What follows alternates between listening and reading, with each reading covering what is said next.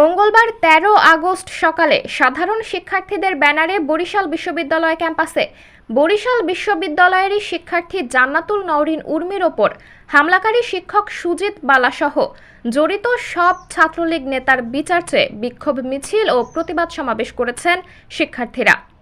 এ সময় হামলাকারীদের গ্রেপ্তার ও দৃষ্টান্তমূলক শাস্তির দাবি জানিয়ে উপাচার্য বরাবর লিখিত অভিযোগ করেন শিক্ষার্থীরা। জানা গেছে, জান্নাতুল নওরিন উর্মি 2015-16 শিক্ষাবর্ষের গণিত বিভাগের শিক্ষার্থী এবং জাতীয়তাবাদী ছাত্র দলের বরিশাল বিশ্ববিদ্যালয় শাখার ছাত্রী বিষয়ক সম্পাদক ছিলেন। 2020 সালের 1 মার্চ রাজনৈতিক প্রতিহিংসার কারণে উর্মির ওপর হামলা হয়। সে সময় শিক্ষার্থী উর্মিকে লোমহর্ষক নির্যাতন করা হয়। ওই সময় এই ঘটনা নিয়ে বেশ কয়েকটি জাতীয় গণমাধ্যমে সংবাদও প্রকাশ করা হয়। উর্মি বলেন, 2020 সালের 1 মার্চ আমাকে হত্যার উদ্দেশ্যে তুলে নিয়ে যাওয়া হয়।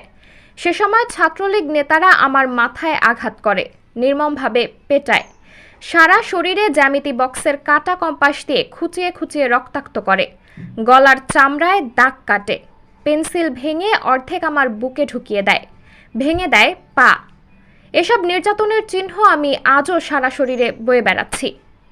আওয়ামী লীগ সরকার থাকায় আমি এর কোনো বিচার পাইনি, কিন্তু এখন দেশের ছাত্র জনতা সোচ্চার হয়েছে এবং তাদের অধিকার আদায় করতে সক্ষম হয়েছে।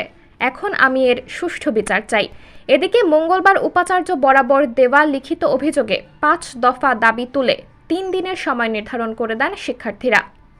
দাবিগুলো হলো, অবিলম্বে এই নেক্কারজনক হামলার তদন্ত পুনরায় শুরু, হোতা সুজিত বালাকে চাকরিচ্যুত ও গ্রেপ্তার, ছাত্রলীগ নেতাকর্মীদের সার্টিফিকেট বাতিল ও গ্রেপ্তার, এ ঘটনার সামনে পেছনের ইন্ধনদাতাদের খুঁজে বের করে তাদেরও গ্রেপ্তার করতে হবে।